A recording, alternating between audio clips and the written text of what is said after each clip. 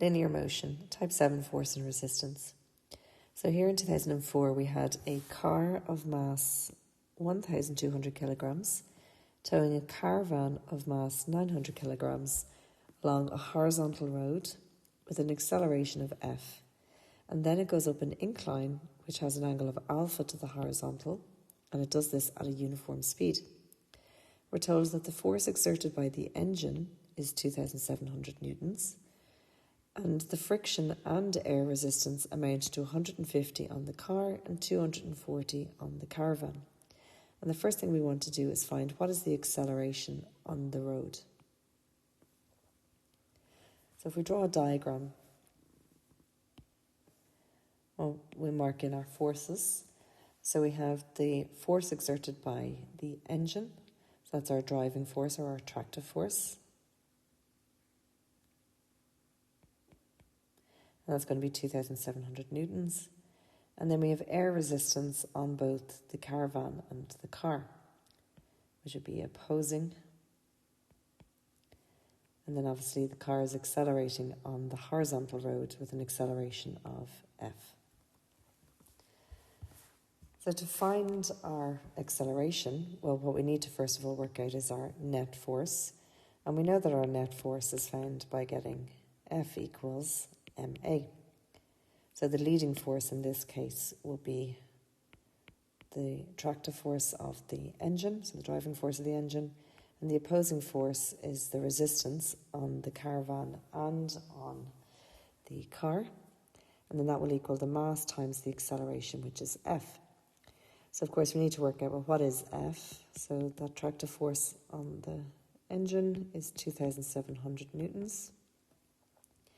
Our resistance is both 150 plus 240, which is 390 newtons. And the mass is going to be the total mass, which is 1,200 kilograms plus 900 kilograms, which gives us 2,100 kilograms. So in other words, these are the values for the whole system. So we're not looking at each of these individually. So if we sub in our values, we're going to have 2,700 minus 390 equals 2,100 F. So in other words, we have 2,310 equals 2,100 F. Therefore, F is equal to 1.1, and its acceleration, so meters per second squared. So we had 5 for setting up our equation, 5 for substitution, and 5 for our answer. So very handy 15 marks there. So the second thing it wants us to find here is the value of alpha to the nearest degree. And alpha is the incline. So what happens here is once this caravan and the car start to go up the incline, it travels at a uniform speed. So we're going to need a new diagram for the system. So we have our car pulling the caravan up the inclined plane at an angle of alpha. So again, we can look at this as a whole system. So we'd be looking at, we have weight of the whole system will be acting down. We'll have the driving force of the engine pulling the whole system up,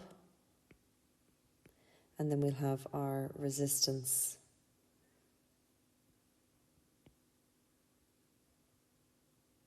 acting against the whole system. So again, when we go back to the question, our friction and air resistance is amounting to 150 on the car and on the caravan. So that's including the resistance with the friction on the surface as well as the air resistance. So if we're looking at the system here, well, in order for us to figure out the value of our angle alpha, we're clearly going to have to resolve our weight because it's not in the same direction as F and R. So in other words, we need the value of the weight that's going to be parallel to the inclined plane. So if we resolve our weight, I'm using a different colour obviously,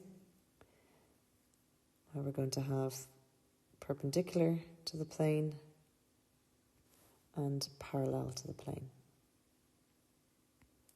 So again, if we're looking at that, we might want to take that diagram out to the side just to remind ourselves of our resolving our vectors. Well, we have W acting down, that's alpha, that's 90. So if I was to call that angle there X, well, when I have my resolved vector, where that's 90, well, if that's 90, and this is also 90, well then this angle here has to be alpha, and this one here has to be X. So therefore that means then that if we're looking at this being the opposite side, this will be the adjacent side, well our opposite is always going to be H sine theta. The adjacent is always H cos theta.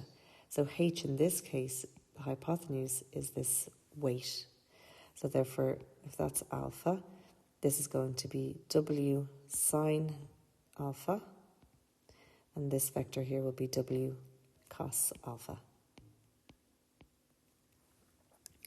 Okay, so now if we're looking at our net force for the system, we'll be looking at parallel to the plane. We'd obviously have normal reaction there as well. I should mark that in, shouldn't I, on my diagram? So we'd have our normal reaction in terms of our forces on our diagram there. So if we're looking at parallel to the plane, if it's going up the plane, its acceleration is 0, because we're told it moves at a constant velocity up the hill. Therefore, the leading force is going to be the driving force of the engine, so the tractive force. The opposing force is going to be the resistance from the air and from the friction with the ground. But also, we can see weight is taking part in this, and it's opposing as well. So that's W sine alpha is the opposing weight vector parallel to the plane. And that must equal mass of the system, which we said was 2,100. But the acceleration is 0. So we had said F was 2,700 newtons, that's not changing. And we had said that the total resistance was 390, that hasn't changed either. And weight is equal to mass times gravity. So that's going to be 2,100 times gravity. So if we sub in those values in,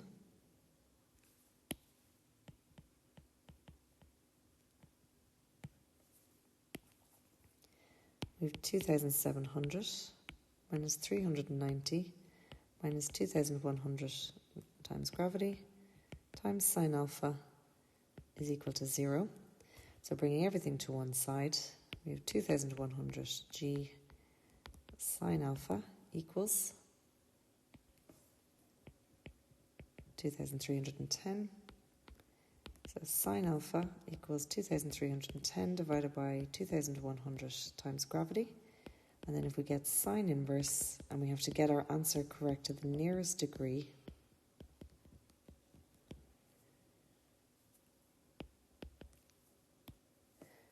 and we get 6.44 degrees. So correct to the nearest degree, alpha is 6 degrees. So nice question. So it's always about remembering net forces here when we have friction in our tractive force there of engines. So marks, there was 10 marks going for that. So again, 5 for setting up the equation and 5 for your answer. So 25 marks overall. So very easy.